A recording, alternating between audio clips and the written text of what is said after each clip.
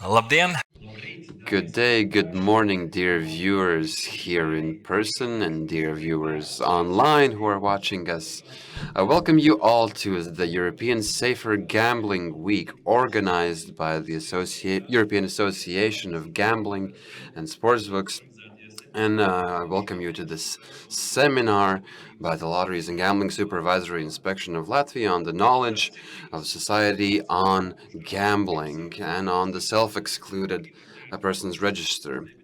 Actually saw recently that the Napoleon movie will debut in cinemas, and he was one of the he was in a way gambling, and his popularity was so brought to our part of the world. And maybe you remember him from history. Things might have changed if he had included himself in the self-excluded persons register. Of course, that did not happen. And jokes aside, the self-excluded persons register is common practice, and for developing it in Latvia, we've been talking about it for several years after it was created, and after the European Association data, at least 16 EU countries already have registers, and many of them actually are separate portals. But as it is with a lot of modern tools, it has to be worked on to be up to date and effective.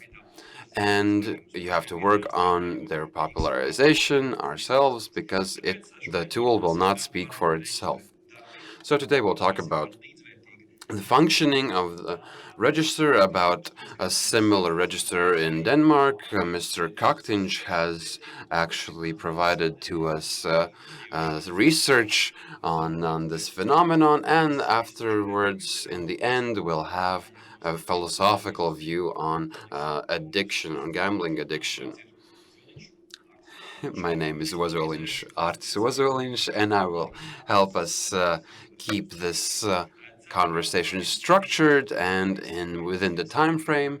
And I hope the viewers today will liven the discussion with their questions. We have microphones here that our colleagues will pass on to you, and do not be afraid of lenses and flashes because the event is being photographed and filmed, and we have translation devices available as well.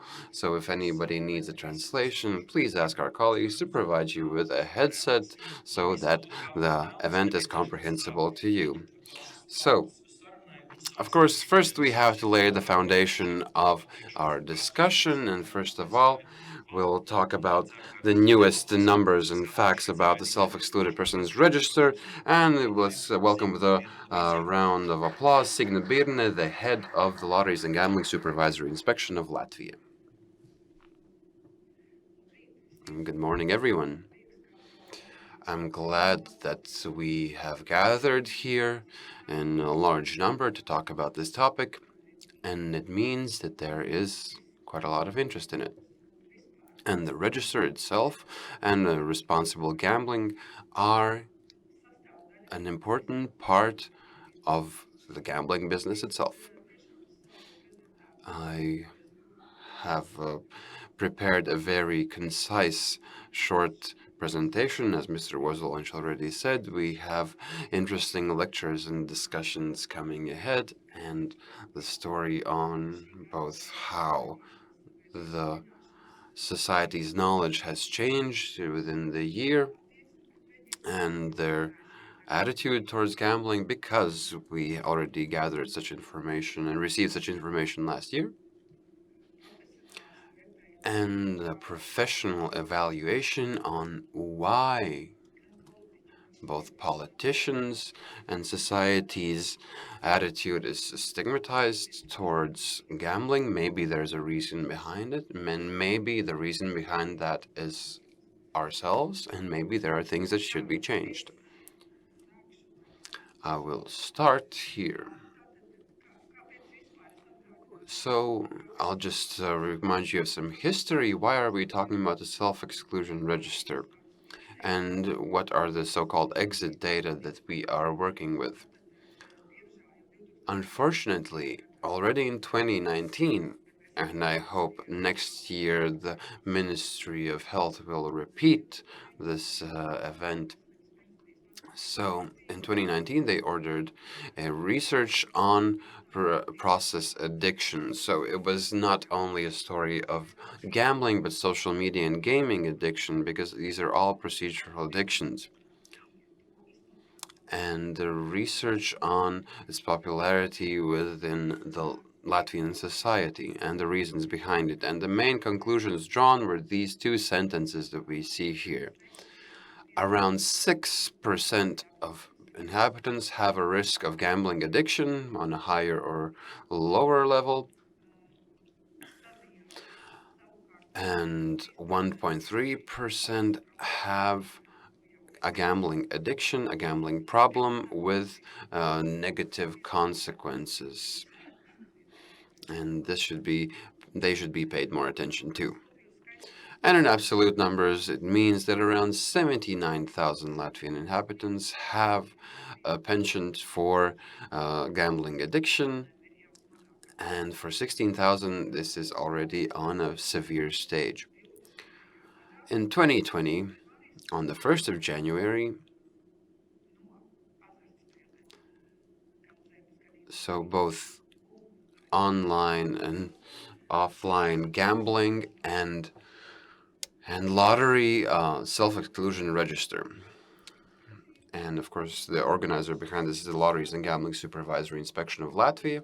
And within this register, any inhabitant of Latvia can apply absolutely voluntarily at their own will. One option is doing it online using electronic authentication tools, and the website registers.iaui.gov.lv. For people who are not as good with the internet and they understand that they have to do something quickly, they can apply in writing at the inspection or in the place of gambling, and the gambling organizer has the duty to get it to the inspection in 3 days' time, and then the person is included in the register. And all interactive gambling organizers have the duty to indicate this link so that immediately a person can click on the link and include themselves in the register. And what's important that the minimal term for being in the register is no less than 12 months. So at least for 12 months, the person will be included in the register. There have been different versions, maybe 6 months will suffice, maybe something less, 3 days or 5 days. But currently, these are the norms within the gambling law. And of course, this will be a political decision. And there should be proof that the change of this term should be effective. So, what's the larger picture? These are data on the third quarter, so we can have this comparison. In 2020, when the registers started working, in 1 year, a little over 14,000 persons applied. And we can see that this number has grown. And from the 1st of October 2023, we had around 53,000 people who have ever included themselves within the register. Of course, overall, this time, 12 months have passed several times. And the yellow bar is the people that have erased their self-exclusion, so where the 12 months have passed, or maybe the person that had indicated that it's only 12 months that they want to be excluded, or people who have asked for 3 years or 5 years.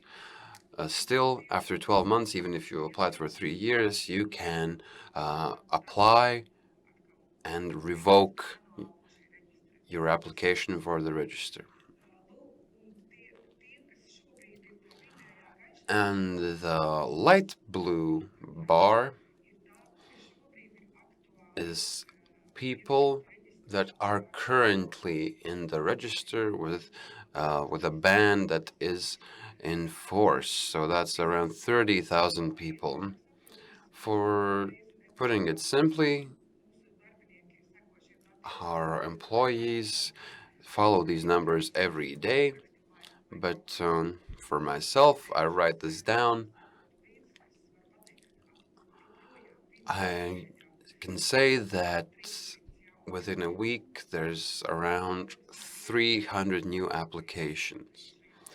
So, of course, part of them are in the yellow bar with their term that has ended, but more or less, there's 100 or 80 or 120, but on average, 100 people are included in the register daily.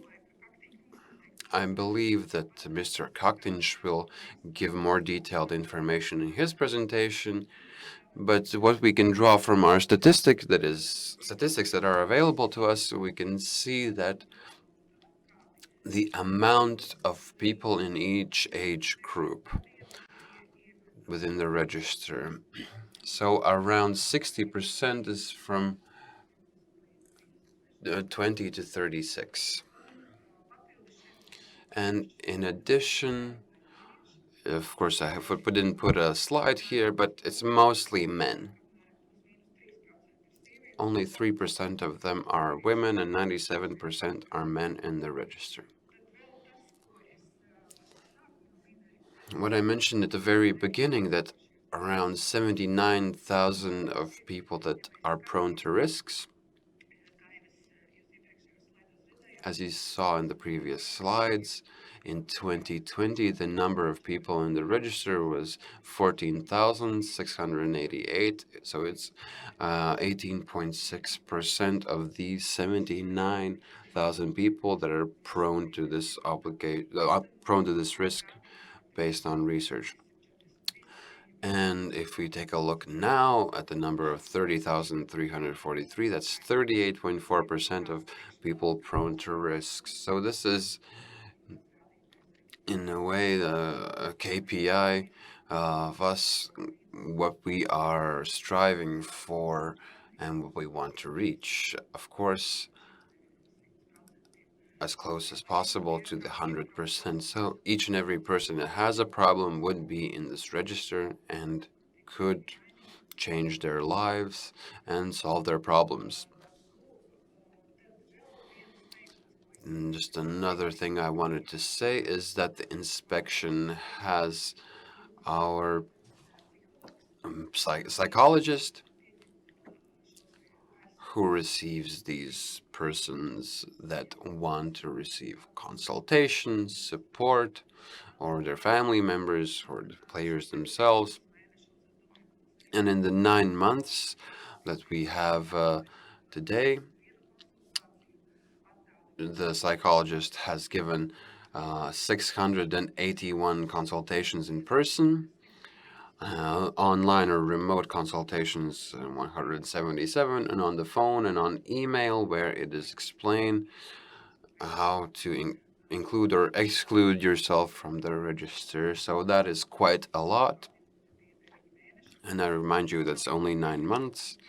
We can't really compare it with the previous year period because our organizational structure changed. But still, this is a large number, and maybe we should think that we will need reinforcements in this position, another staff member that could more effectively provide these services. So that is what I wanted to shortly and concisely talk about the register, and next other specialists and experts will give their opinions.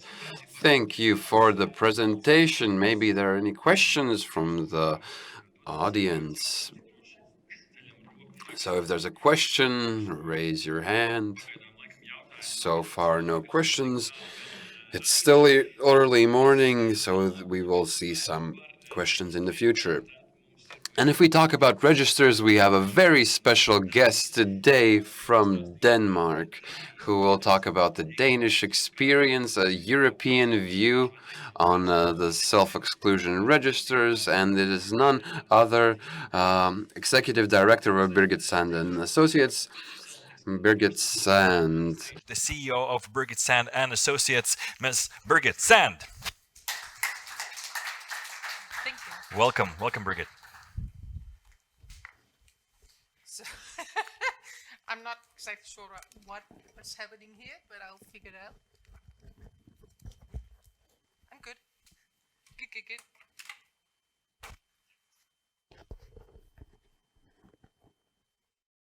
Special service.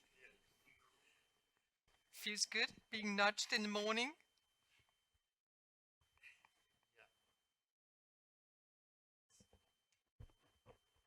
Now it will never come off. Thank you. So, good morning, everyone. I'm very happy to be here. You should know that Estonia and Lithuania and Latvia is the three countries that really means something special to the Danes. We feel that we are closer to you somehow. I do not have a great insight in your culture, but I feel a little bit like home when I'm here, in the sense that when I look at your beautiful city and the skyline, apart from your fantastic church over there, the skyline is a little bit similar to Copenhagen. And of course, also my previous colleague Signe Birne is close to me. We've had excellent collaboration throughout 12 years when I was the CEO of the Danish Gambling Authority. And I've known Liga for many years as well. So it's a special honor to be invited here today. So thank you, Liga, for that. So I'm here to share a little bit about what we do in Denmark, and also to perhaps put a little more words on what's happening outside Latvia and Denmark. So looking at the self-exclusion register in Denmark, just to give you a very brief background. So Denmark has more or less the same system as you have here in Latvia. So we have a liberalized market, but we still also have a monopoly doing a lot of advertising. I say no more, but we do. So we have a licensing system for online casino and for land-based and online betting and so forth. And we've had that since 12. We have quite a successful high, I would say, channelization. So we do have more than 80, 85, or even 90% sometimes legal market, we would like to say. But I think that we should all be realistic about those numbers, and nobody really knows how big an illegal market is in a given jurisdiction. But it can be one of the success factors, looking at how good you are attracting players to a legal licensed market. So that works pretty well in Denmark. Nevertheless, we of course also have the need to take care of players. So just because you manage to attract players to a more legal, safe framework, it doesn't mean that they can't get addicted and can't get themselves into problems. So it is, of course, an obvious important thing to focus on those people that need help. And of course, it would be great if we could always catch those people before they really get into deep trouble. And I would be honest to say, 10 years ago, did we talk about problem gambling? Well, the last 5 minutes of a conference, perhaps. Did we read a lot about it? Not that much. The odd case, the sensational cases out there. But apart from that, not that much. But the beautiful development now is really that we can have a whole event focusing on problem gambling. And we have a lot of that out in the world now, which I think is a fantastic positive development, so that we can really take care of those that shouldn't be in this gambling world, and at the same time leave the entertainment for those that do not get themselves into problem gambling. So I prepared a few slides for you. And my excuses, I hate slides myself, But anyways, I thought that it might be nice just to get a little read. Can I do like this? Yeah. Oh, fantastic. So we have a self-registration system, just like Signe presented. It's run by the authority, and it has been up and running since 12. And one can self-exclude not only for a year, but actually you can take a cool down of only 24 hours. You can take a month, you can take 3 months, 6 months, or permanent. And this is the percentage of who prefer to do what. So actually 2/3 prefer to exclude themselves permanently. But at the same time, I would like to point out, we are actually catching the rest of the players as well, right? With having some alternatives to 1 year or permanent exclusion, which I think is extremely important. So where would they go if we didn't offer 24 hours, 1, 3, and 6 months? So I think that's quite important to consider, to have those different options. So of course we've had an increasing number of Danes being in the system, simply because of the fact that once people have excluded themselves permanently, quite a lot stay there for good. They can get out after 1 year if they politely ask. And we've made it extremely complicated to get out, actually. So you have to ask for that. Then you have to sit and wait for a week or more, and no more than 1 month. Then you can go back and say, I actually meant it. And then you can come out. And I think that's quite a good routine. For the briefer exclusion periods, it actually stops automatically. Then you're out, up and running again. One can discuss whether that is fantastic, but that's how it works. So the numbers, I'm not sure whether this is so important to you, but we have seen an increase, very stable increase throughout the years. And I think the stable increase is a healthy sign. If you had sort of like a zigzag like that, I would be worried. But it has been sort of like a stable development. So 40,000 people, you must bear in mind, in Denmark, we're close to 6 million people, around 4.3 million grown-ups, adults of 18 or more. So it's not an enormous number, actually. And of course, also, it's extremely important to point out, those that self-exclude, they do not necessarily have a problem, right? Some of them are just cautious or have been advised by those that care about them. So it might be that they just don't want to have the risk of getting into problems. So we can't say that that is the number of people in trouble somehow. Far from.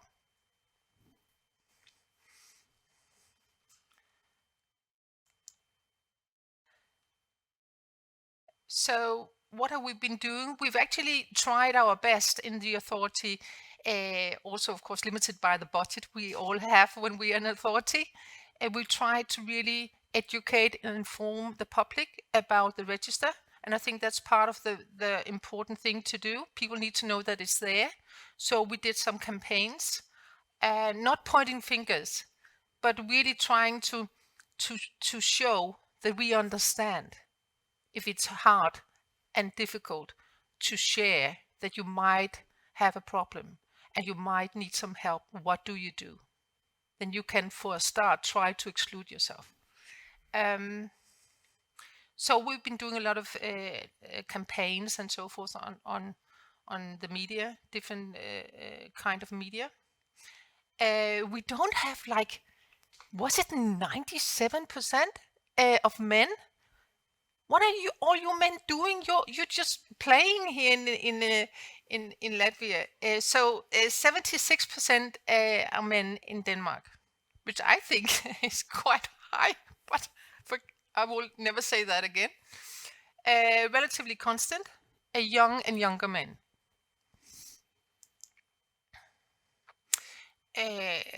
I also just took the liberty to show you, we have a survey, and the politicians decided a few years ago that we will have one every 5th year about how the problem gambling is developing in Denmark.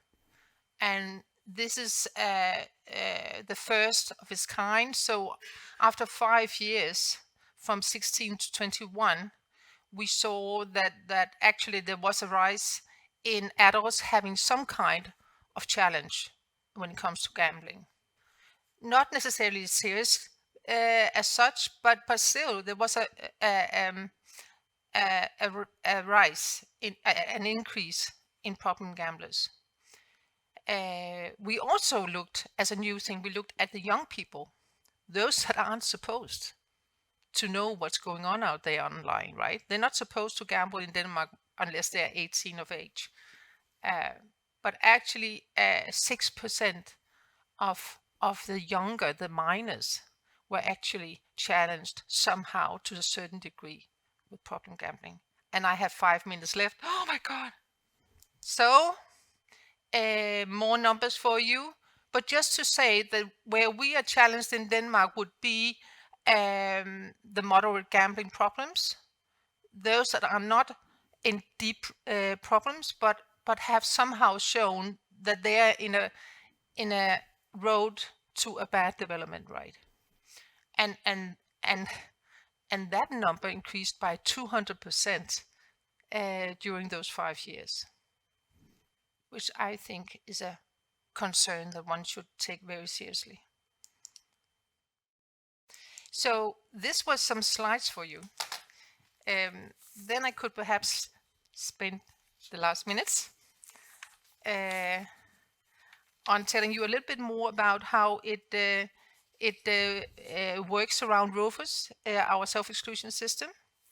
So as Signe pointed out, we also need to identify ourselves if you want to be included in the system. And we also have a helpline, so people can call and share their worries, either for themselves or worries for someone they hold dear. So we've had, like, throughout the years that we started the helpline back in 19, since then we've had about 2,500 calls and chats from people worried, either for themselves and for someone they care about.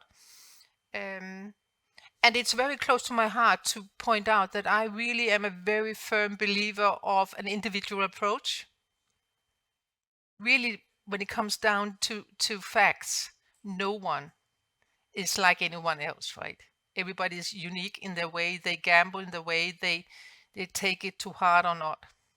So problem gamblers aren't just one big group of people that you can handle in the same way, in my view, and to my best experience, talking with our psychologists, also in the Danish Gambling Authority, and a lot of other very experienced people, they actually all say the same thing. Now I'm looking at the professor, so maybe he will say something different.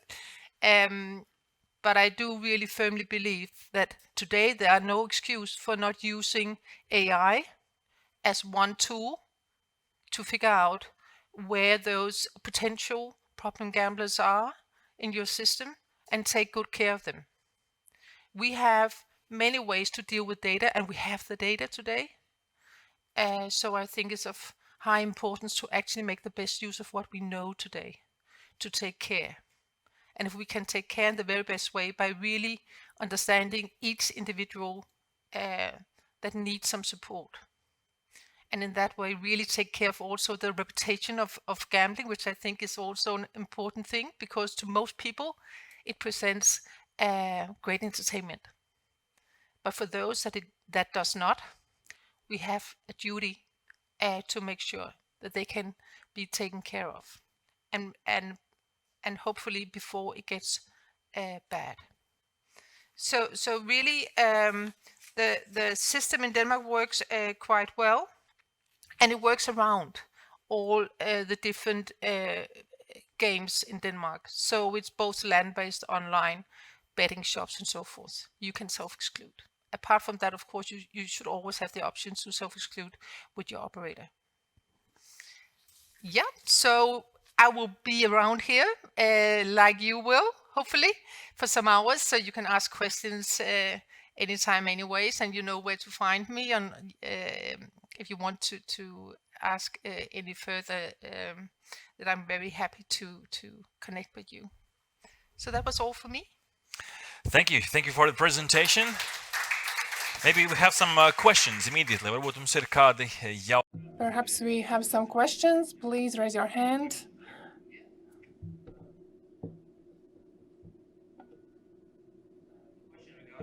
Jautājums. Block. So, do you have data how many of them before that tried some shorter term self-exclusion? Very good question. No. What would be your guess? Yeah. You know what? I think that actually people make a decision. So those being permanently excluded, they do that straight away. I don't think they go step by step, but they might have been 24 hours cooling down and realized, wow, that did me some good. It could be really interesting to see, because that is part of the point I wanted to make. I think it's extremely important to get to people to get the sense of how it feels to have a life outside where you sit and gamble. And that kind of sense you can get from 24 hours or 1 month.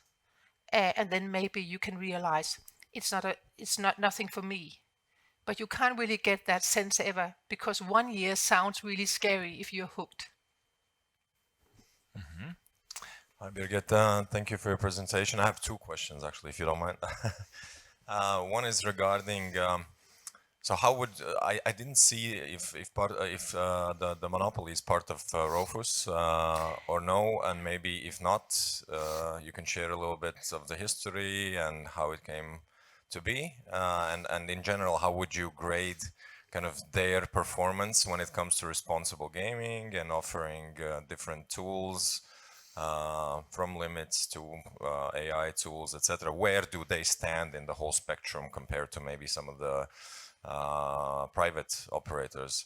So that would be one question. And then the other, I saw that you said that there's a worrying sign in terms of the development of risk players based on the 21 numbers. And obviously that's a period right in the middle of the pandemic. What would be kind of your take on how much everything that was happening around us throughout that period affected sort of the risk landscape, basically, that everyone is operating in, and that's a very broad question. So you can kind of just pick how you answer that. But obviously, we've seen a lot of data about, the depression rates going up, etc. Do you think these things are connected, not connected? Yes, just Right. maybe you can share.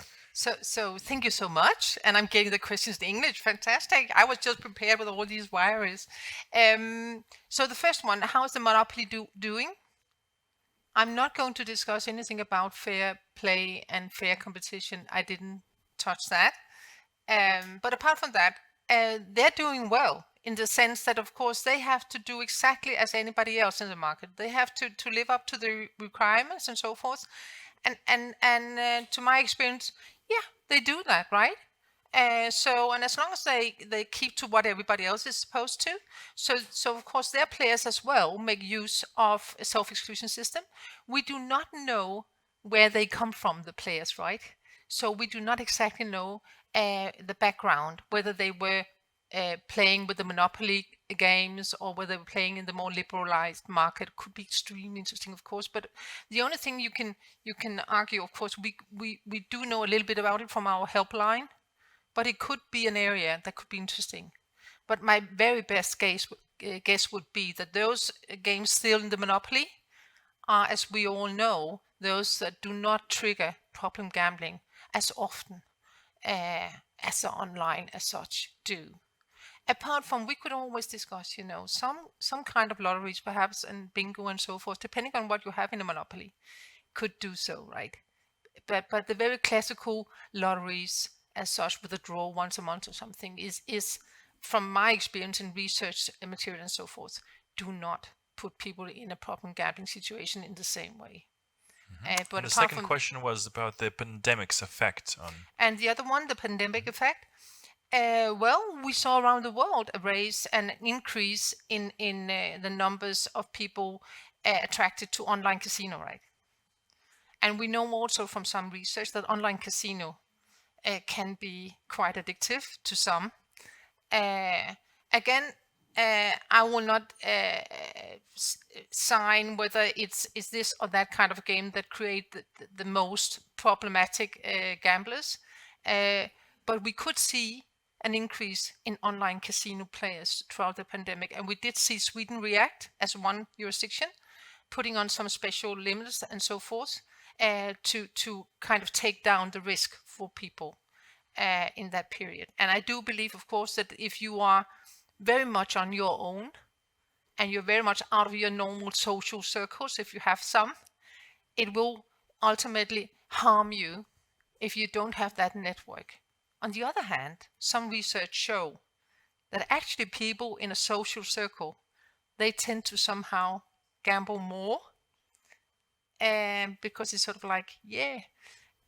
So really at the end of the day, we don't have facts about what really happened there. We can only see on the numbers that the online casino went up in many jurisdictions, and the classical, of course, land-based everything.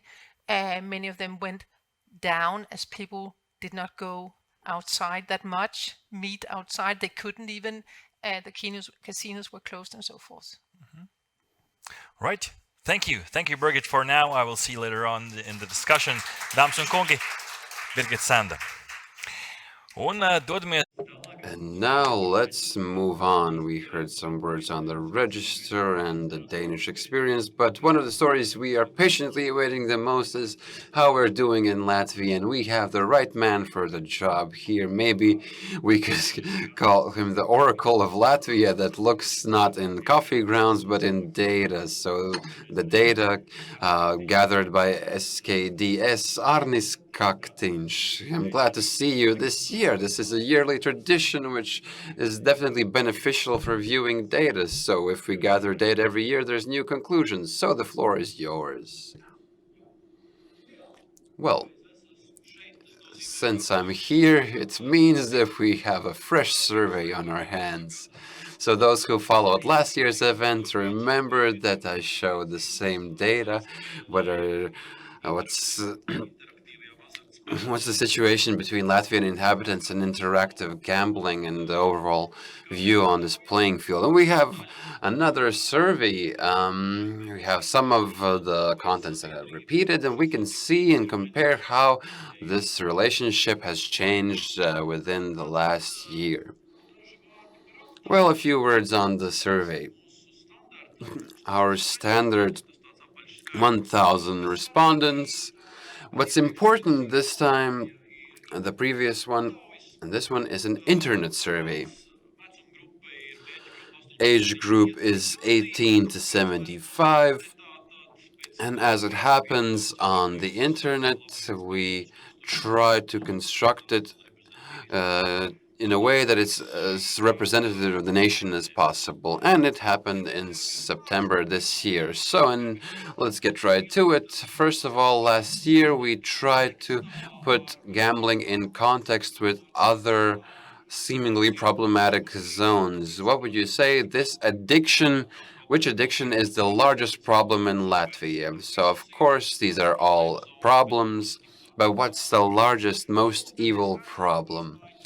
And we can see a change within a year, which have happened. We can see that alcoholism has gained 2% points and is already 53%, so half of Latvia. This is a surprise to me. Drugs has rised from 13 to 18%.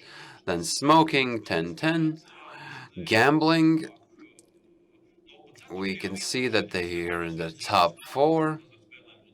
So gambling has slightly lower than smoking if we take a look at the decimals.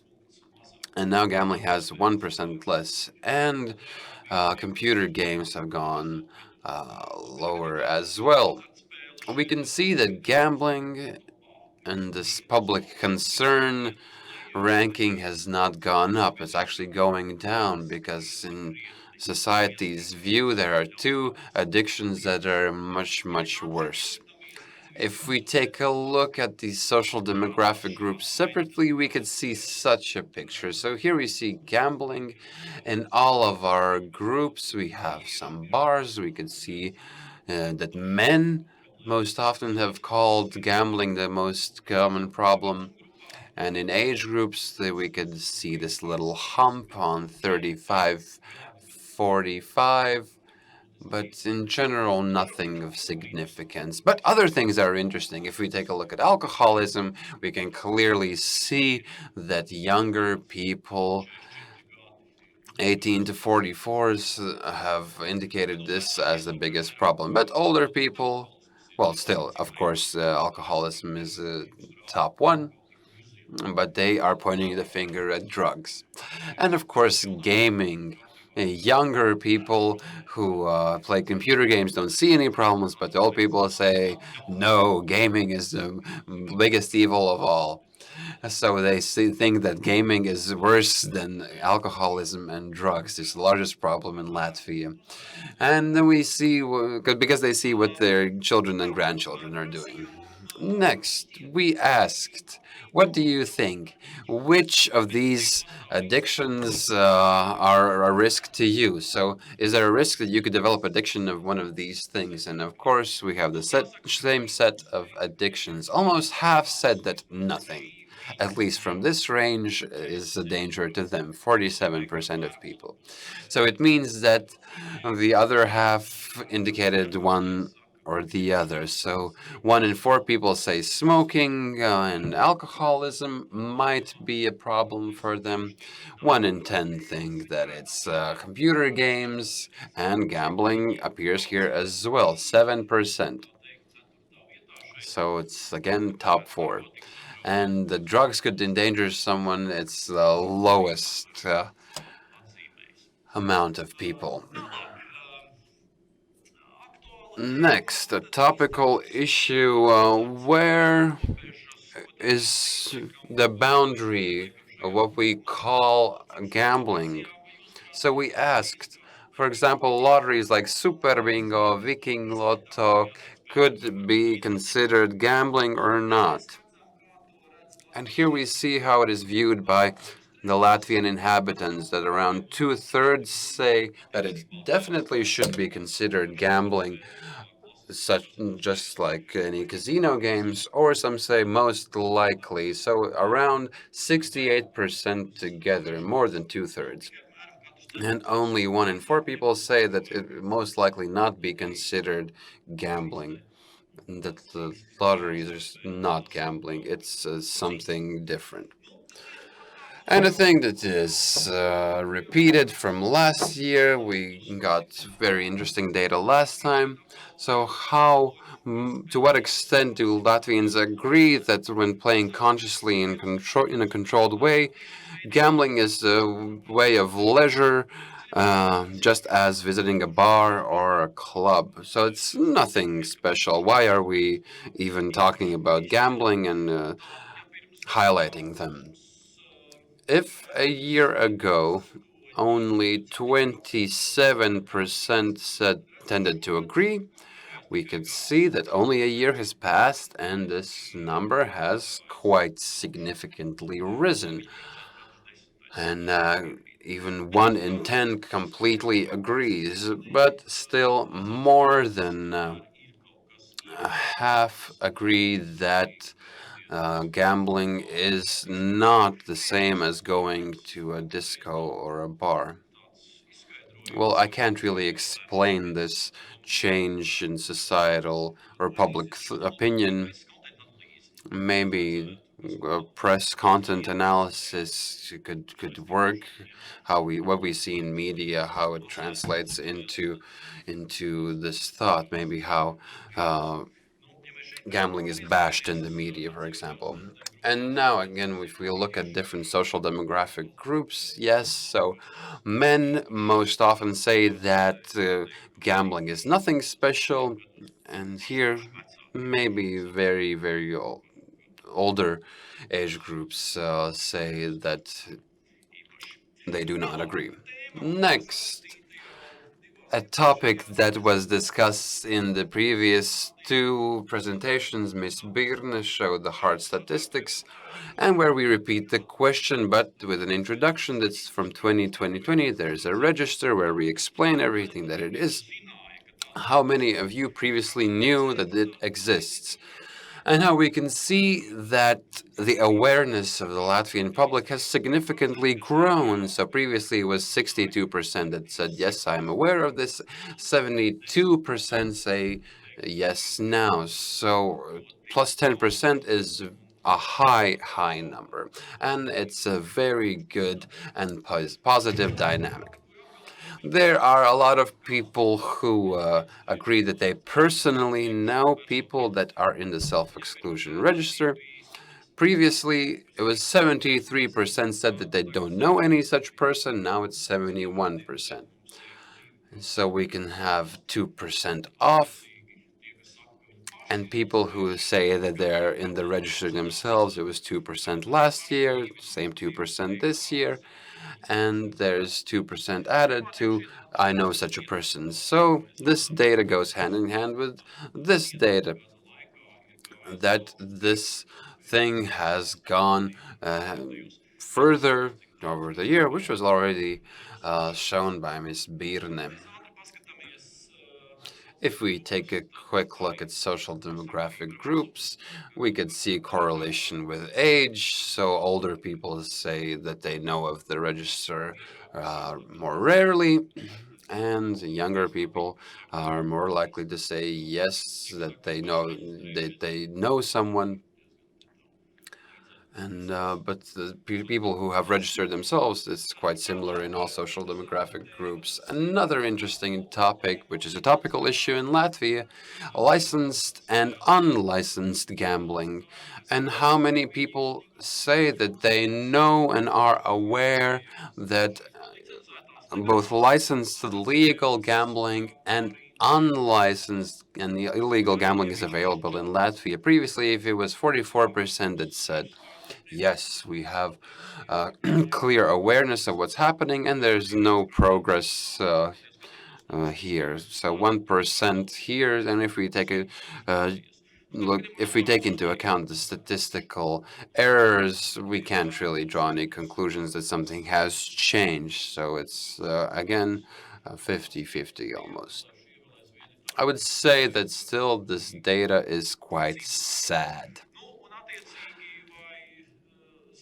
And do you know how to differentiate between licensed and unlicensed gambling places in Latvia, with a note that unlicensed ones can be available in Latvian as well?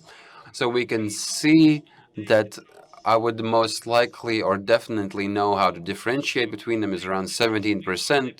So most people say that they would most likely or definitely not be able to differentiate between them. So we can see a change of 4% between most likely and definitely. So maybe this shows that very slightly this perception has changed. So we asked an interesting question. When is the last time you gambled in different games for money or participated in lotteries? So the red numbers are what interest us here. So the dark red is within the last month, and the pink one is within the last 12 months. So we could see that the people that have done one or the other within a year. And of course, the first place is instant lotteries. We have 29%. So 1 in 3 Latvian inhabitants say that within the last year they have scratched a card, and 1 in 10 people say that they have done it within the last month. So if you take a look at number lotteries, they say that they have done this within the last year, and the same goes for once in the last month. and then we have significantly lower percentages. If we take a look at slot machines, it's 2 to 4%, and if we have online slot machine, 1 plus 3, so it's 4% of the population. Casino games in person, 1 plus 1, 2%. Online casinos, 3 plus 2%. We can see a very similar percentage of playing. So, again, we have lower and higher numbers at the bottom, but in comparison to these scratch cards and instant lotteries, it's quite low. So, how do Latvians think? What channels do they most often get information on the gambling industry from? And very clearly, we can see that the internet pages are number one. Then we have good old classic TV, around 1 in 3. And then we have social media, around 1 in 4. Of course, there are other channels, but as we can see, they are comparatively lower. So, what is the amount of people, percentage of people who know a person who gambles often? So, not just a person who gambles, but a person who gambles often, a fan of gambling, if you will. We can see around 1/2 of Latvian inhabitants know someone, and 29% say that they know several that are fans of this pastime. So if we add classical lotteries, that 1 in 10 people said that they play every month, I think that maybe these numbers aren't too surprising. And lastly, what do people think? What most, for the most part, creates their attitude towards gambling? And so we have such a ranking here. The first channel is the friends and acquaintances, their experience, and what they say. So this is something to be kept in mind because we have campaigns on the TV and on the evening news and politicians talking, and if they tell their story, everybody will believe them. Of course, this is important. We can see that information on Latvian mass media is 1 in 4, but we can see that the main one is by a mile friends, acquaintances, and channels as such. So you can't really PR or campaign yourself into this as effectively. Number 3 is 14% saying that it's negative personal experience. We can see that the movies as well. I've seen plenty of Hollywood products that show gambling. So there's plenty of different channels, but number one is this, that if we wanted to do something, we can't really do anything with it. So that's the overall picture. Maybe these are the most important indicators, so we can see a positive dynamic, and that is very good. Thank you. Thank you for the presentation. Maybe there's a quick question for Mr. Kaktinch, because in the discussion he will not be present, so maybe some questions from the viewers. So maybe a warm-up question. Again, we're meeting. So what's the most surprising in this data? Well, what surprised me was the large percentage of men, and maybe men versus women will be something we'll ask Mr. Philosopher. Well, I didn't stress this, but in the social demographic statistics, there were these large changes between men and women. Of course, they weren't as large as what we saw with the register, where there was almost only men. So I don't think there's anything that really surprised me. And so there's a debate. Maybe some people think that there's no change in no difference between gender. Well, I would beg to differ. And in these drives, are correlated with genders. For women, there's no the drive is not as common, and it's shown by official statistics, and we could see it in our surveys as well. But what surprised me quite a lot, which I try to stress in my presentation as well, is the large rise in the number of respondents that said that gambling is nothing special, just like going to a bar or a club. So this is a significant rise. It would be interesting to look at this dynamic within the time frame of several years. So maybe we could see that there was some other external factor, for example, politicians, that cause this opinion to change. But then this wave changes and it returns to base level. And then if we take a measurement of 10 years, we can see normal dynamic with just one spike in 1 year. So that is something that was very, very interesting. Yes, thank you. No more questions. We'll loudly applaud Mr. Kaktinch. Thank you very much. And lastly, closing the first part, let's take a look at the stigma on medicinization of gambling, cultural and social aspects, how they affect this story. I will welcome to the stage the professor of Latvian University, which is actually a lecturer on critical thinking, Doctor of Philosophy, Artis Svece. Good morning. You can hear me, right? Yes, so my name is Artis Svece. I'm a philosopher. This is a surprising event for me. Probably it is also for you. But when I was invited to talk about stigma, I started to ponder it and I became interested in it. So you will have to accept what I have created in my thought process. So I will talk about the stigmatization topic. First of all, I will try to describe it, and then I will have a few comments on a problem that is related to the medicalization of gambling. And lastly, I will highlight these cultural and social aspects of gambling. So, stigma.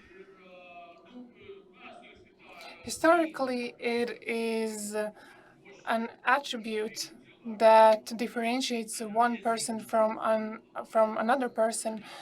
So it shows that what should be differentiated. But from sociology and psychology, this concept became popular thanks to Mr. Goffman. In 1963, he wrote a book called Stigma. And there he tried to explain how stigmatization works in the society. So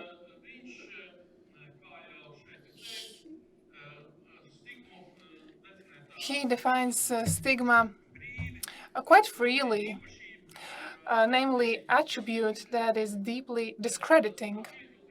But I should note here that we're not talking about a concrete attribute, but relationships between people where these relationships are either valued or criticized. Which means that in one context, an attribute such as the ability to risk is positive, but for example, in war or in sports. But in another situation, for example, if you are a father of 7 children and you go to a casino, then this attribute could be viewed as a stigmatized attribute. And of course, this word, stigma itself, has a negative characteristic, but we can actually see both positive and negative aspects of this word. But here we are talking more in a negative sense. Another thing that Goffman talked about is that it is a societal mechanism in which the society is split into groups. So there is some need to make sure that your world is properly aligned. So we make these groups which help us to separate those people who should be punished by law, for example. And this, in turn, is connected to self-stigmatization. This is another important topic. Namely, a person accepts a norm, and we all are social beings. We are normalized. We learn things. We learn how a boy should look, how a girl should look, how to talk in a conference, how the audience members should behave in a conference. So we learn all these norms. And we also learn which are these normal people and which people should be separated. And then this topic was not talked about for a while, but here's another text that will allow us to understand this better. So it is Conceptualizing Stigma. It's an article by Mr. Link and Fallon, and they showed 5 elements of stigmatization. I will briefly describe them, and then I will make a few comments on how this relates to gambling. So the first one, the first element of stigmatization is that there are some differences captured. We ignore a lot of differences. For example, we do not pay attention to those people whose left ear is bigger than the right ear. We do not pay attention to them. But for example, we pay attention to skin color, or we pay attention to some particular behavior, and we believe that it should be separated. So first we separate something. Next, we start to group people according to these separate groups. For example, dark-colored people, light-colored people, homosexuals, heterosexuals, and so on. And we connect specific stereotypes with these categories.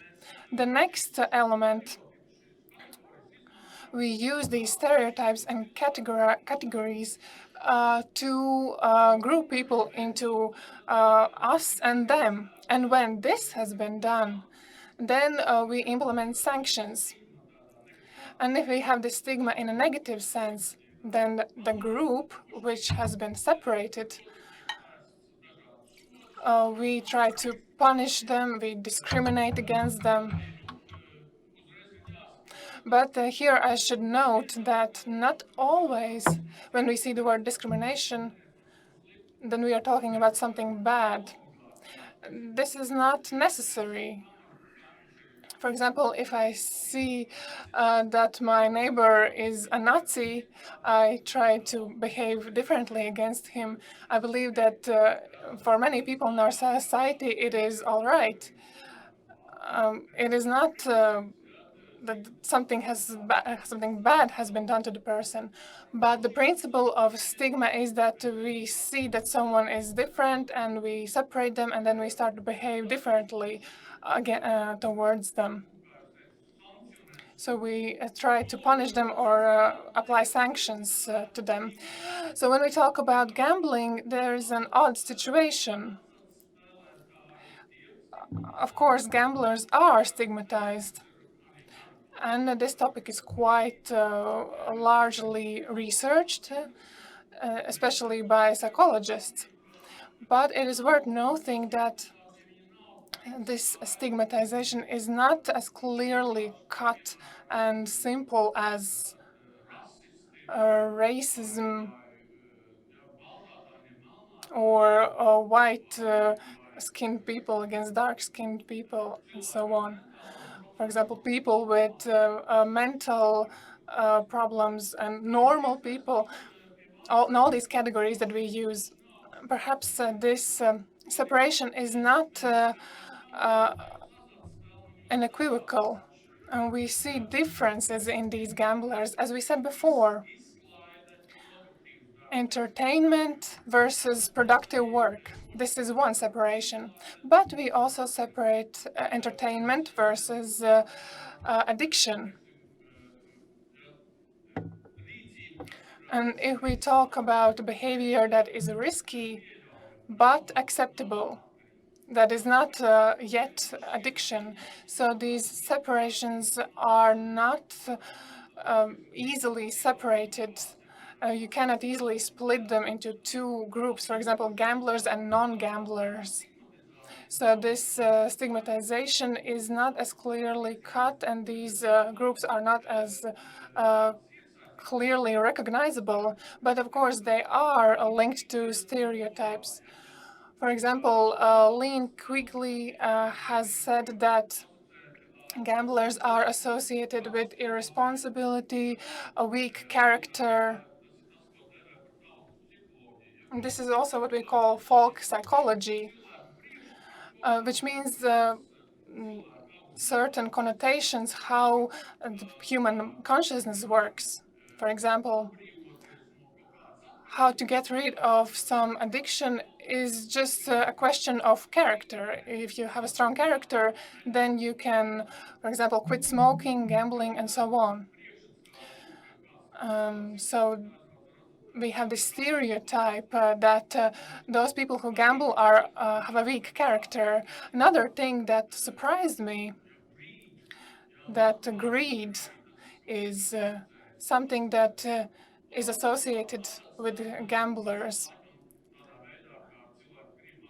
So probably it means that a person wants to get rich quickly and so on. So there is this stereotype,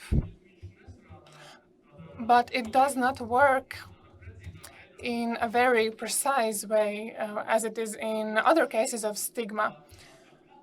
And also this category is not as clearly defined, but these categories exist there, and this separation exists. Also this separation between us and them. So we should probably ask Mr. Kaktinš. What I'm saying is based on intuition and experience, not on empirical evidence. My hypothesis would be that in empirical data we could also find that there are some moments when gambling is associated with a socially lower class, where the middle class discusses, also from my experience. I have never seen that someone would walk into a casino, but I know that they go there in the mornings.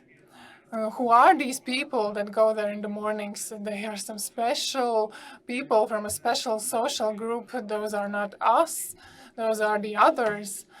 But on the other hand, as Mr. Kaktinš mentioned, James Bond, jet set, we go to Las Vegas, we have fun. There's also this stereotype and this separation that is not clearly negative. These separations are not clear and precise. So I would say that the stigmatization of gambling works in an ad hoc manner,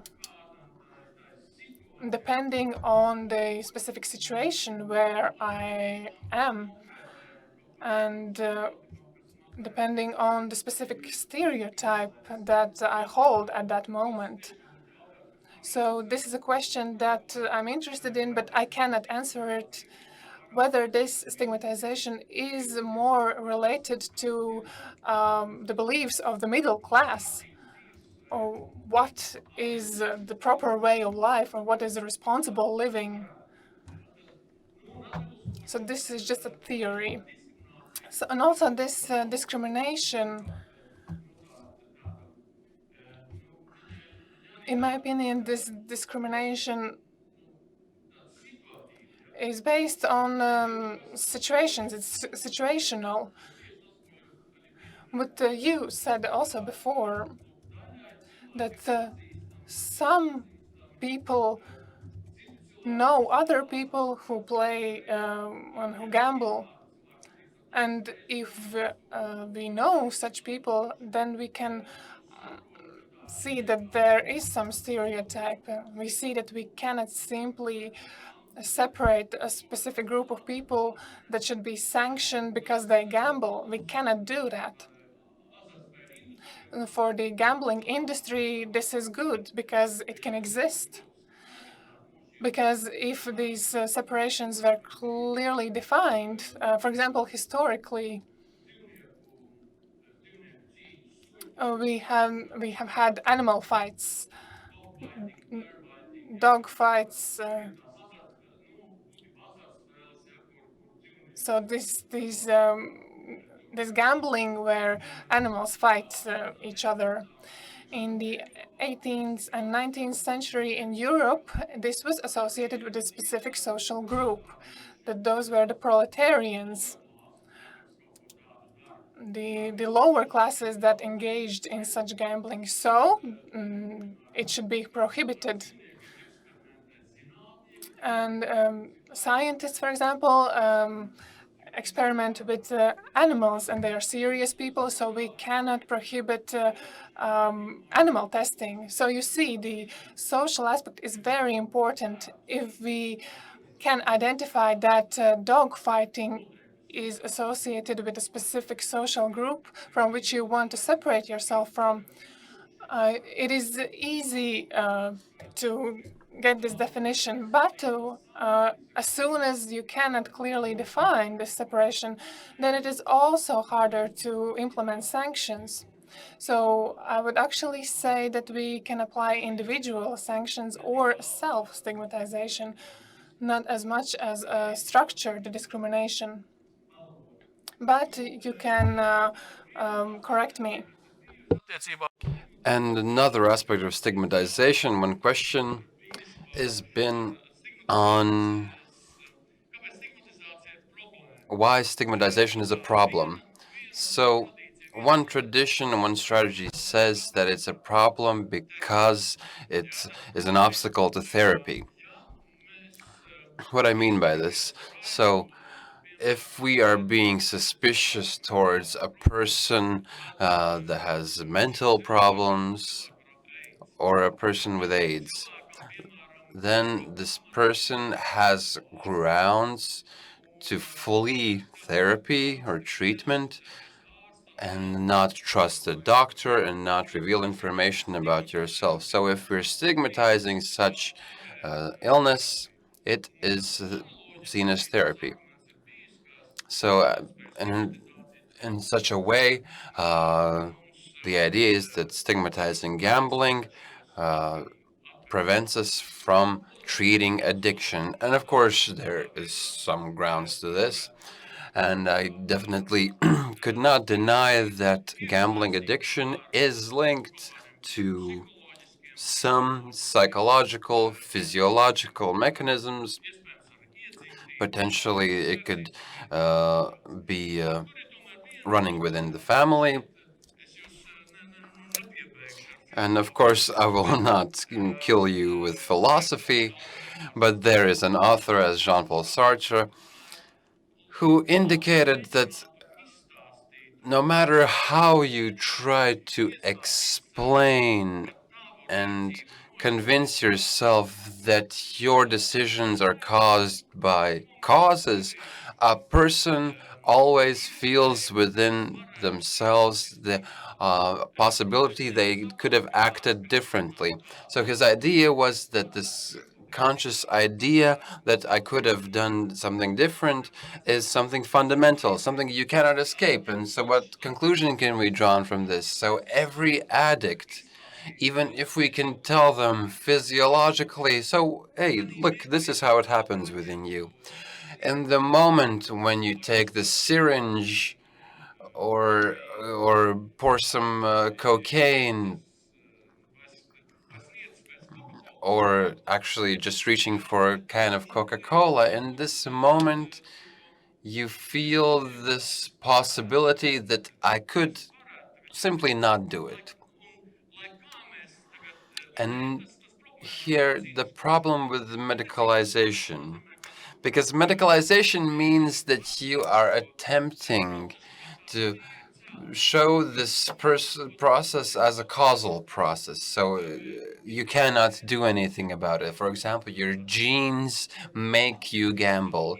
But even if it is so, no person is able to completely think about themselves in such a manner, because this person always will have this sense of guilt if the action that he or she has chosen is stigmatized.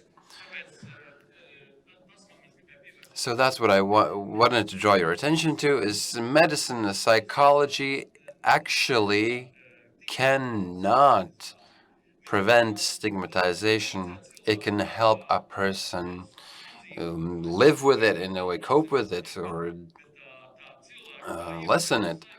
But the person's internal feeling, which might be wrongful, that I could not do that thing or go to the casino,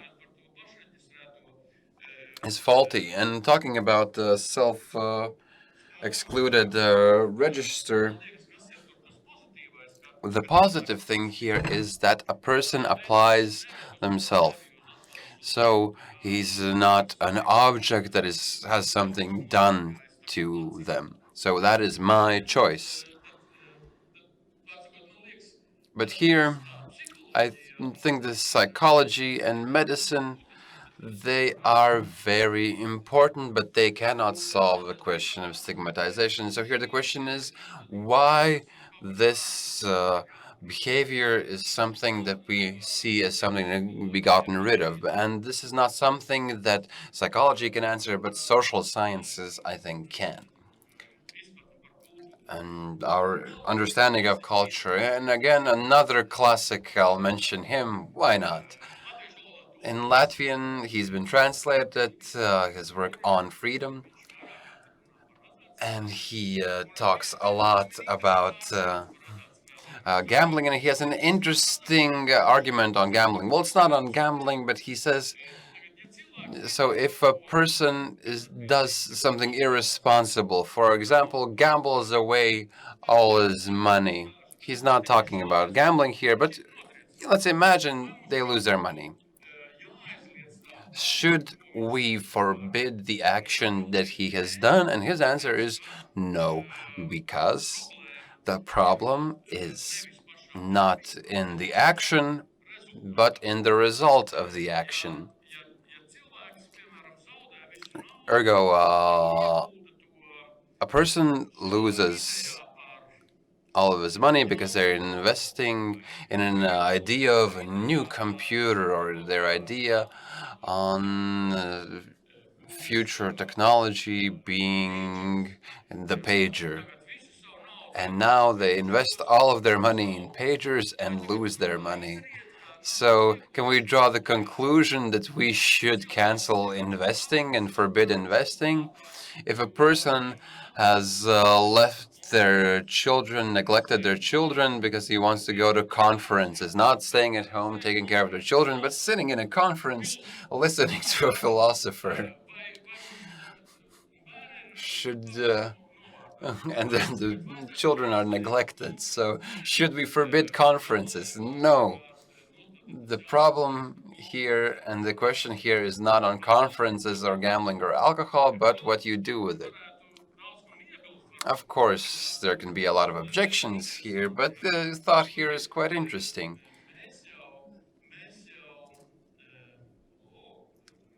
Well, there's an animation that I've not put there on purpose. But you understand that our first thought is always, oh, we have a problem with what the person is doing. But I mean, what is the action? How will we limit it? But there is no clear logic why one action is to be stigmatized and the other one is not. There's Leonard Davis, in his work Obsession, writes that we consider a mental illness a person washing their hands with obsessive compulsive disorder. But if a person is obsessed with philosophy or mathematics, he's always calculating. We do not consider this to be a mental disability. This is just a person who in our society is useful and who is to be supported in any way possible. And again, I'm not saying that there's no difference between gambling and addiction from sugar or social media or whatever it may be. There is a similarity, and I put a reference here that you can take a look at. Michael Schulzen, who describes how social media operate. How do they create and how do they hook you, hook the user, how they um, attract attention and promote action and then repeat. And the more you repeat, there's new addiction and you get used to it. And that sounds familiar. And of course, at the same time, we do not forbid social media. We do not ban sugar or alcohol. Does it mean that there's no difference between sugar and gambling? Of course, it's not as clear. The risks here are more obvious or non-obvious. Of course, this can all be discussed. And I'm not saying that in the case of gambling, we shouldn't limit them in the same way as visiting social media, but still, the difference in our attitude cannot be explained as something as logical or rational. It's still linked to some of our preconceptions and culture that we cannot explain simply psychologically. And the last slide with animations, so that is more enjoying for you. So stigmatization and self-stigmatization are linked to our social norms. So psychological aid is definitely necessary. I agree with that, and this work with the individual is necessary. Of course, I agree with this. But this work with the individual cannot change societal norms, but societal norms are the ones that create stigmatization, which determine what is to be stigmatized and what is not.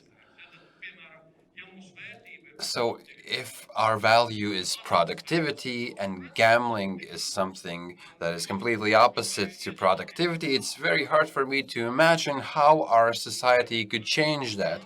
And of course, there are more grand questions that I will not delve into now, but why our society considers that it is good to become rich without working? Again, it is not a thought that is self-explanatory or obvious. So, the society is the one that plays these thoughts as cards towards us. And of course, this is all linked to the social world that we live in. So, I believe that solving the problem of stigmatization, not thinking about the social context, is not possible.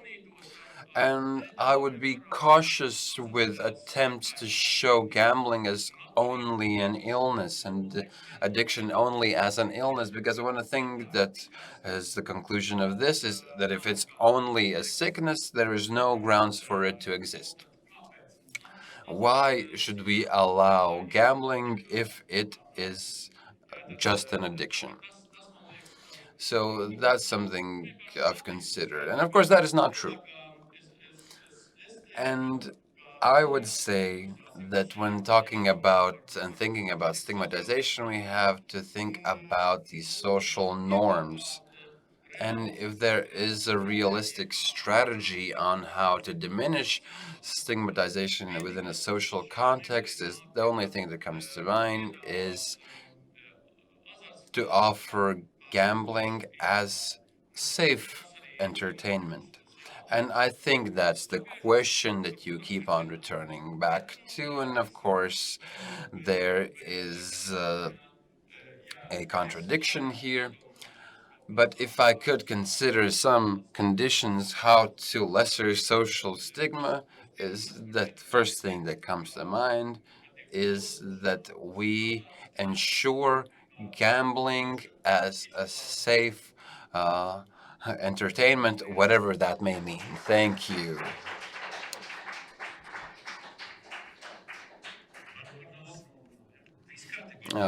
Maybe we have a quick question for Miss Professor Svece.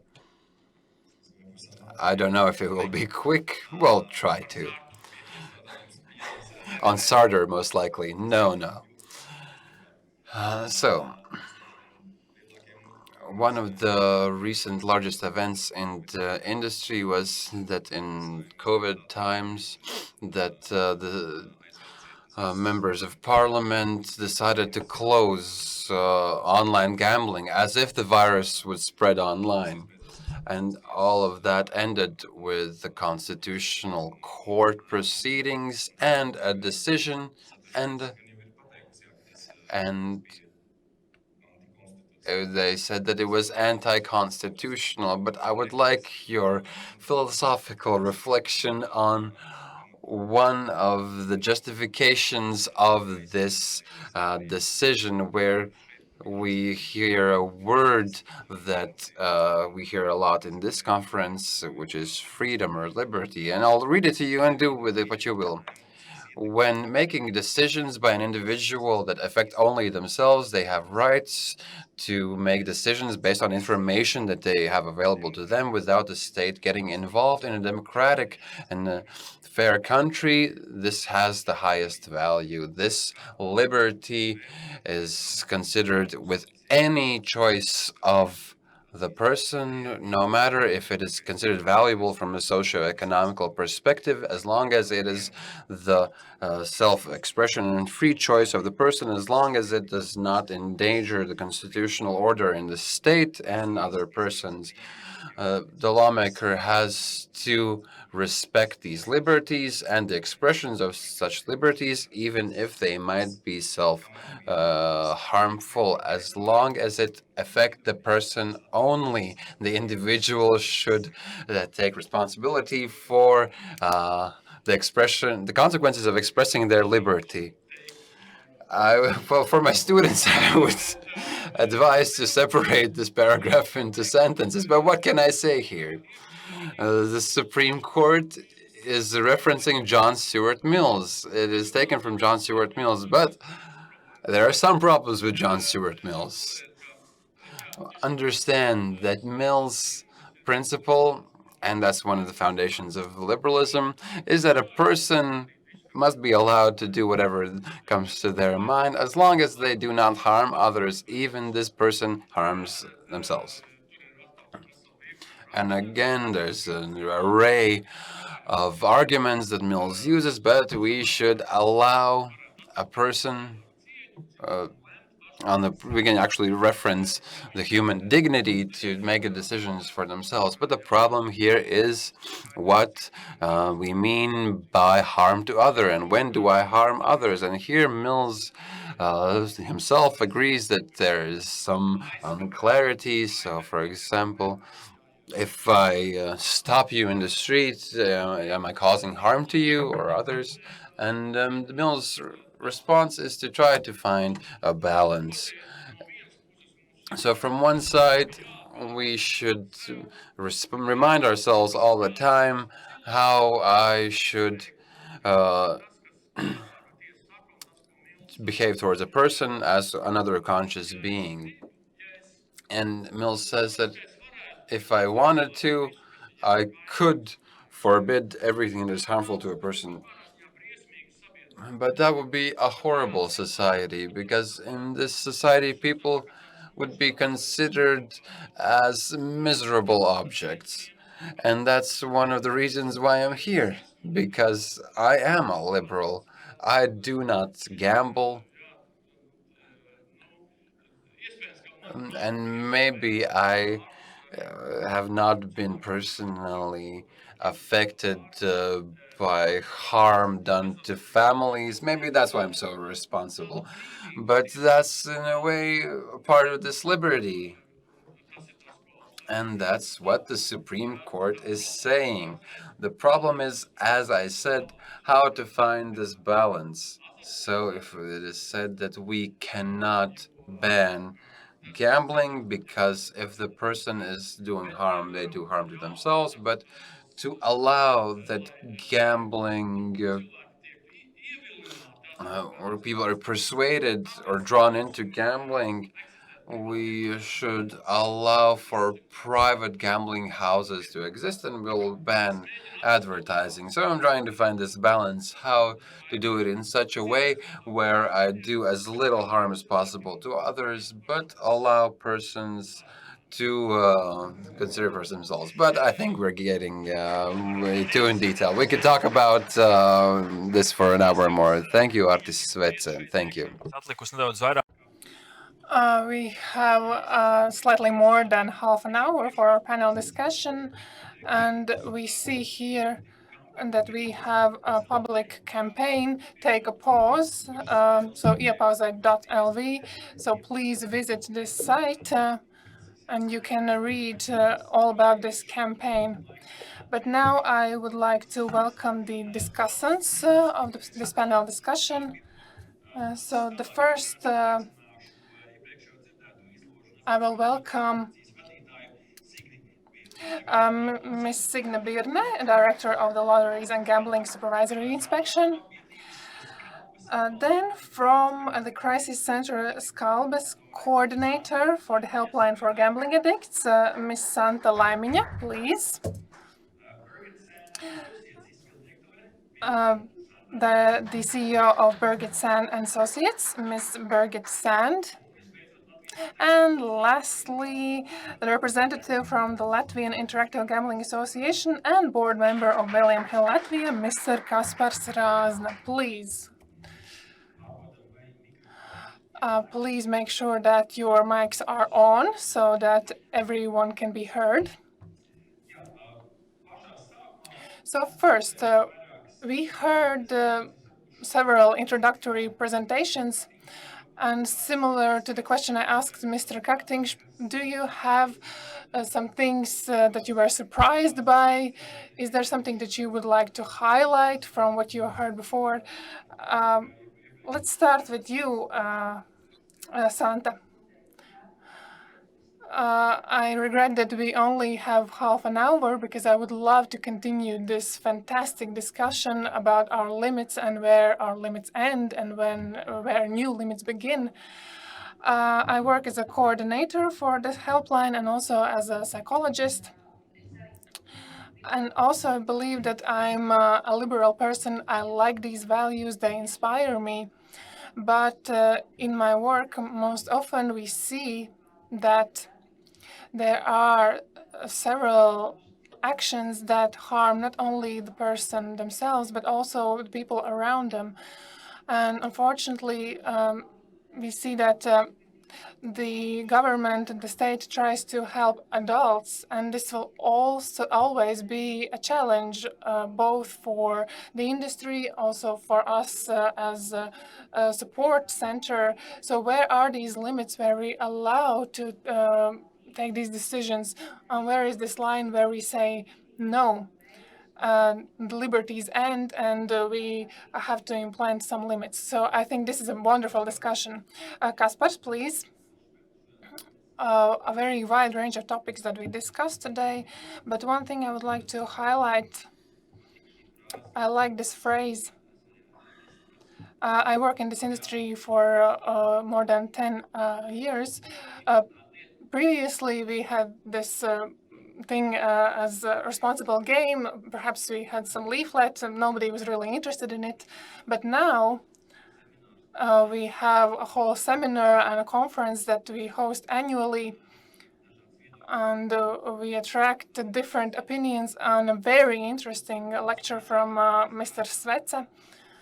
So I think this is a good sign, a positive sign, and that good things are happening. So this is the entertainment industry, but we take into account the risks and we work with them. So I think this is very nice. In the introduction part, we will talk about the register. We had invited a colleague to talk about the psychological aspects of the register. I will ask these questions, but let's see where we can get the answers. So the first question was to look at the personal side of this register. And perhaps Santa can share her experience. Perhaps Birgitte has something to mention here. Who are these people that include themselves in this register? Perhaps they have some specific set of characteristics that motivate them to include themselves in this register. Perhaps you have some conclusions with talking with the people on the helpline, or maybe there are some other aspects in relation to the numbers we saw. Please, Signe. Yeah, I would like to ask Santa to answer this question because our psychologist, unfortunately, is sick today. But personally, I would like to say that I was pleasantly surprised that the information on this register has increased, the amount the information has increased, and that is very good, and we can only be happy about it. But we also saw in the presentation that there are a lot of people who come to these consultations. There are thousands of people, and we have these specific consultations and in-person consultations for people who have problems. Perhaps my colleagues can add some other things, but our psychologist works closely with Crisis Center Skalbes and with other institutions. Yeah, from my side, I can talk about the statistics for the helpline so that you could understand how this relates to what was said today. Around 63% of callers are men. And here I have to say that not only those that have a problem are calling, but also their families and relatives are calling. And so the people that come to us, we see that 80% of people are in a severe crisis. That means that this caller is in a period of life where this helpline is the only and last thing that they can seek help for. Which means that if you're in a severe crisis, you have a tunnel vision. You only see this one problem that you have in front of you. And perhaps this comes from the relative side. My relative has a problem, or it is my addiction. So this is the point where a person starts looking for help and sees this helpline, which means that this person has seen some consequences. They have debts. And the family has learned about these debts. And the families say that they cannot continue this relationship because the problematic players have a big risk of lying, because it is not easy to spot this addiction as easily as it is with alcoholism or drugs. With alcohol and drugs, we have more visible indicators that the person has changed. But with gambling addiction, there are not many factors that could indicate other problems that this person may have. And only after a while, we can see that the person actually has a gambling addiction, which means that this person has seen some consequences, the consequences of their decisions. And there are some people that have called earlier, and they spot early that they have some problems, and they can talk with the coordinator whether this could be addiction or not. But most callers are in a severe crisis where the person sees consequences, and they have the question, what can they do? What can I do with this problem? Turn to you, the human side of the register. Maybe you have some experience and some knowledge of what kind of people, what kind of characteristics do they possess who put themselves in the register. Yeah, so looking at our experience back from 19 up to today, um, it will be people that have already experienced some problem gambling issues for like two years, 7 months. So they've actually been trying to deal with it in another way before they actually call or chat with us. So that in itself is, of course, a little bit problematic. We would love to have them early on, but it's people that really are reaching out, and perhaps it's a bit about stigma as well. You don't call and chat with anyone about that kind of problem. It's shameful, or you really try other ways for help before you really call an authority, right? But they do eventually call us, and it turns out that many of them have been introduced to gambling in a very young age. So when we ask, when did you first start your gambling? They will very often tell us they were very young. They were minors when they started.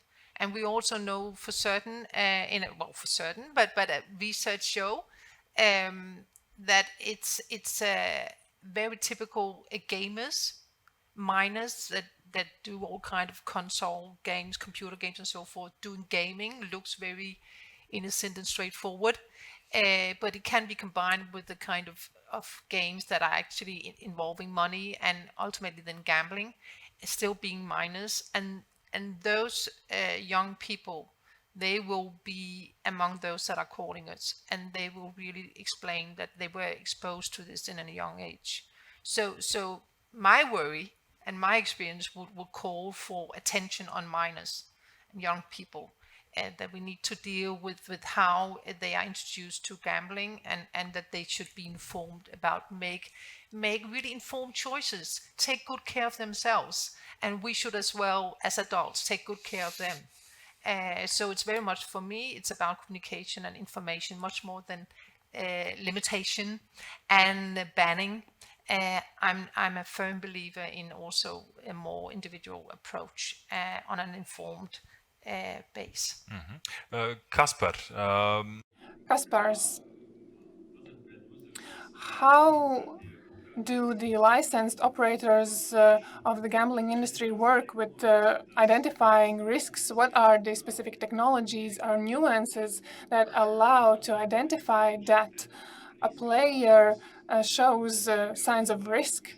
That it is not just a person that is there for entertainment, but that this person can actually is in a risk group. So perhaps you can show this other side of this issue. Actually, there are a lot of characteristics. We have a lot of data on our hands and years of experience. We have seen different patterns in player behavior. What we see is that this addiction is not instant. Addiction develops over time. And we talk about all kinds of addiction. The first thing we look at is what are these deviations from norms? That is the first sign.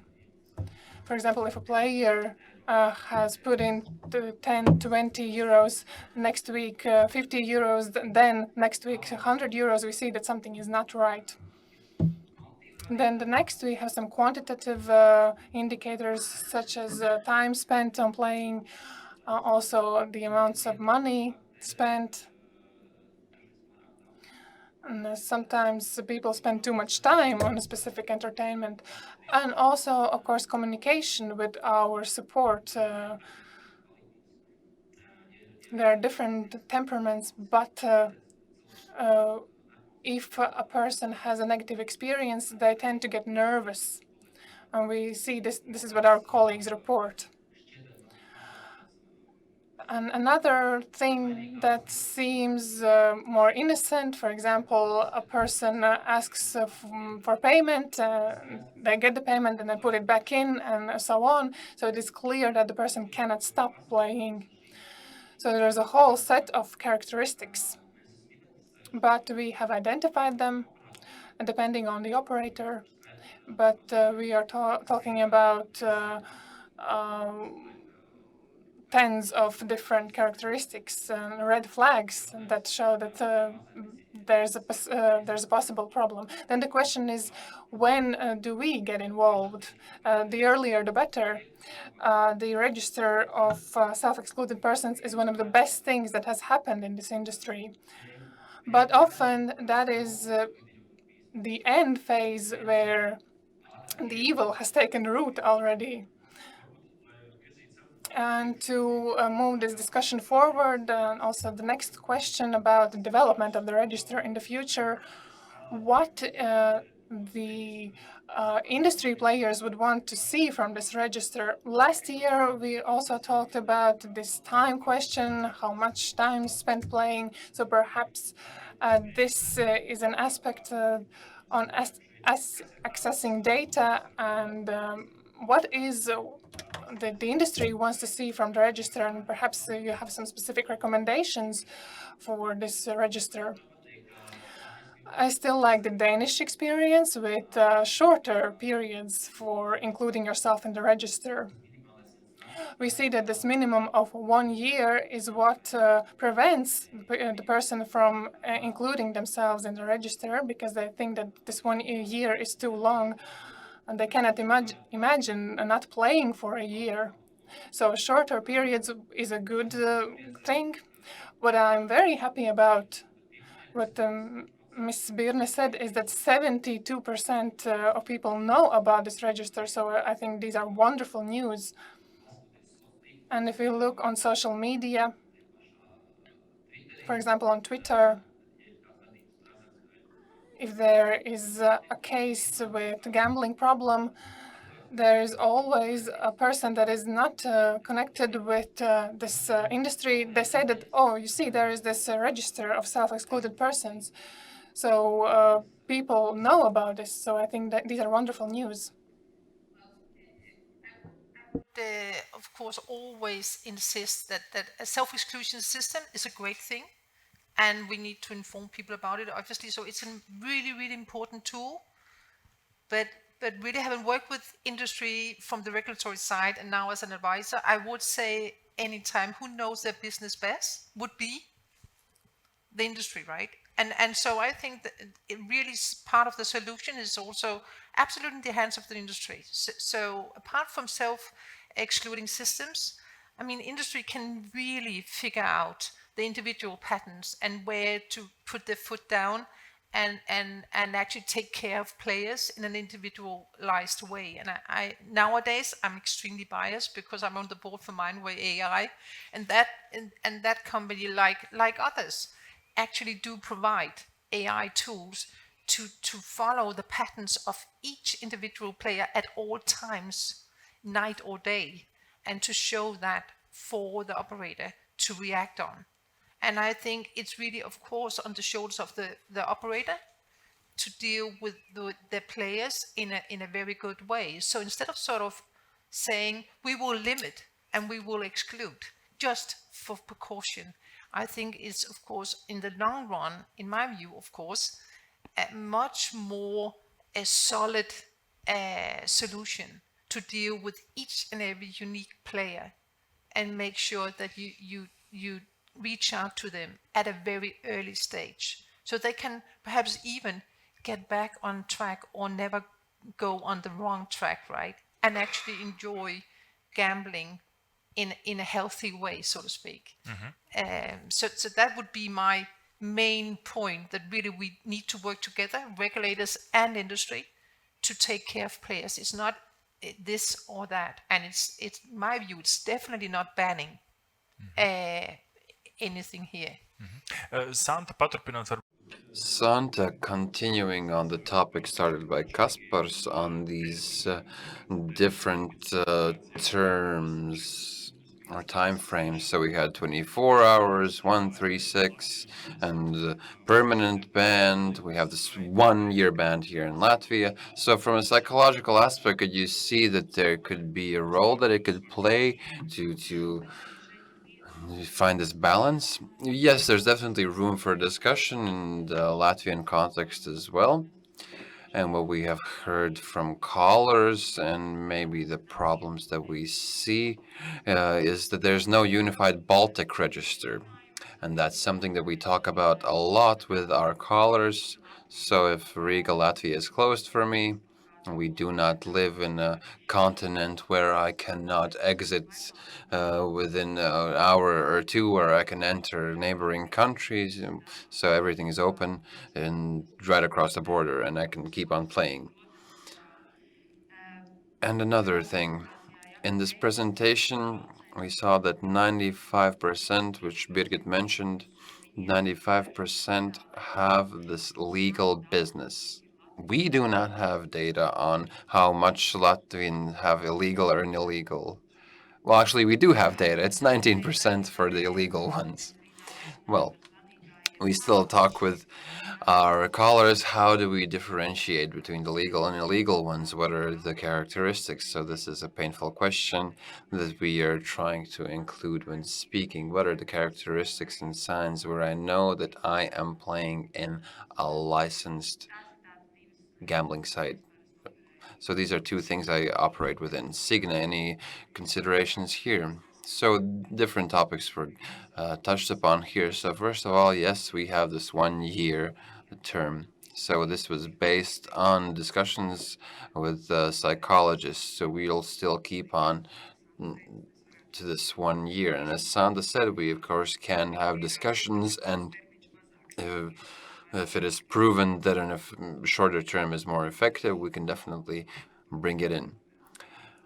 Another thing on the Baltic or joint register, yes, we are still thinking about it. It is included in our development plan for 2027, but that is not a simple question because there are 3 countries involved, and these are political decisions, technical decisions, questions of data protection. So this is something that can be solved so quickly. So where should the push come from so that it moves faster? Because we know that the daily schedule of politicians is filled with questions of different weight. Well, of course, gambling is always within the attention frame of politicians, even though I believe there are more significant problems we have in Latvia. But as I said, at least the Ministry of Finance have this initiative and this will. But again, we have Lithuania and Estonia where they are not as responsive. The response is quite slow. But again, as Professor previously mentioned, the self-responsibility of people. We cannot simply complain that, oh, I crossed the Lithuanian Estonian border, I can play. Well, I can hop on a plane and be in Denmark in 1 hour and play again. So again, problem, why isn't there a European register? So is it a utopia or is it a reality? Well, I wouldn't start thinking about it if we haven't yet dealt with this locally. And another thing that you cannot differentiate between legal and illegal operators. Again, this is a question actually that should be solved by the operators because no one has forbidden them to, when, for example, you open the home page and there's a huge pop-up with the inspection logos. The first thing that you see is that any player, when they go in any gambling site, that the first page is that it is a company licensed in Latvia. But if he opens another one, they will finally get it or understand that if he opens a Latvian company, he has this Latvian logo, but for illegal sites, it is not there. So we actually is spending a lot of time and resources on blocking illegal sites. More than 300 internet domains have been blocked, and we're constantly working it, but it's a dragon with many, many heads, and if you cut one off, three grow in its place. And here, there's 19% of illegal businesses. I still think it's a very good indicator on EU level, and I think Birgit will agree with me. And there are countries where this problem is much more significant. So Signe makes the pass to Kaspars, and Kaspars. Yes, we have this little coat of arms at the bottom, but the illegal ones can put it there as well.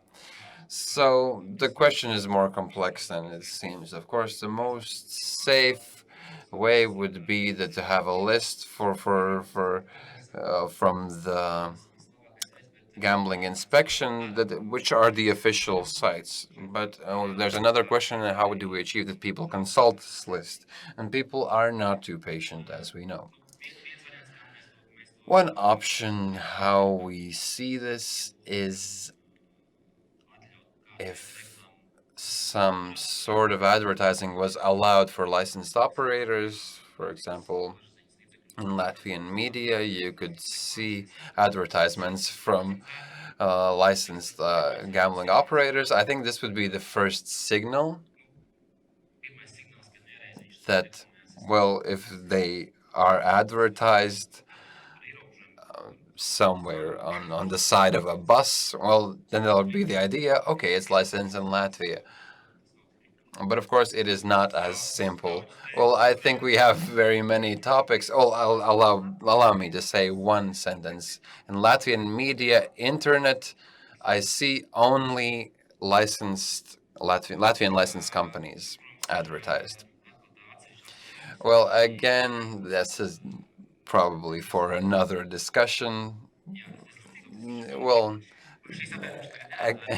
we have to open this box now, but I think we do have only 7 minutes left, so maybe it's a topic that we can discuss later. Birgit, Building up here. Well, I would say, like the professor so excellently put it, right? It's a balance. So we have to consider at all times, right, that we have some people here that do want to gamble. They do want this, right? They like this, they want it, some more desperately than others. Anyways, if we make it too complicated, if we present them with a lot of mandatory this and that, and you have to tick that box and read this one, and you have to blah blah, then some of them will simply lose patience. And in my theory, those that we should not lose, those we will lose first, right? They will go straight into the illegal market where they don't have to read and tick and tell and do, and they might not ever come back, because out there in the wild, they will be presented with bonuses and blah blah that might even not be all that great anyways. But who knows that, right? So I think out of two, whether I'm for or against the advertising, or for or against a lot of other mandatory or not ways, I would say anytime we do not want to push people into an illegal market where we might not get them back again. People are so well informed, and those playing online know exactly where to go. Many of them, anyways, know, or they will find out ultimately, and then we can really get our hands on them and help them to have a healthy approach to gambling. And I think that's what we all want, right? Industry, everybody that really want to be in the legal part want to do their utmost to avoid sad stories, right? So I think really we do need to think about that balance at all times. If we make it too complex, too much everything, we might lose people that we shouldn't lose. Atlikušajās 5 minūtēs. in the remaining 5 minutes, I would like to take another question from my list of questions that we saw in Mr. Coxon's presentation. A question: lotteries and the types of lotteries was listed there. So, is lotteries gambling. So we saw that 68% said that lotteries said that they are gambling, 25% said that it's not gambling. And what's interesting from Mr. Kaknich's presentation is 1 in 10 people has tried some shape or form of it, from scratch cards or TV lotteries, etc. So your personal opinion, just raise your thumb, yes or no. Are lotteries gambling or no? So raise your thumb, or so let's. So why do you have it in the middle? So colleagues were already having a laugh. Well, lotteries in the general sense are classic lotteries. So a person goes, gets a scratcher, or goes home and scratch it, or for once a week plays these lottery balls. But as soon as the lottery enters the internet, as soon as it is available every minute, every 5 minutes, as soon as I can play on my phone, computer, wherever I may be, it is consistent. It is not a classic lottery. It is classified as gambling. So these are these two differences, because still in the world there's this definition of lottery, which you understand the classic lottery by. So once a month I can apply for a raffle, for example, or a Christmas raffle, or a charity raffle, whatever it may be. So something classic where it is not with this rapid tempo, where we do not try to want to convince or invite people to participate as soon as possible. So these are these things. So if we could make this separation, everything on the internet, in my opinion, is gambling. Santa, how often do people talk about the lottery and call? I would say they do call. In general, they do call, because we can understand that gambling and the wish to win is identical. We have had cases where person feels, for example, lonely, and a wish for this thrill, this will becomes compulsive, and they'll buy them more and more and more. So here there is definitely room for discussion. Kaspar, any considerations about this? And maybe could we link it with the register? Is there a link to the register? And well, in the gambling law, there's a definition for gambling. So, playing for money and something that is a result based on chance. So, for lottery, it is not a bet, but this contract of luck. So, but in a general sense, it's the same thing.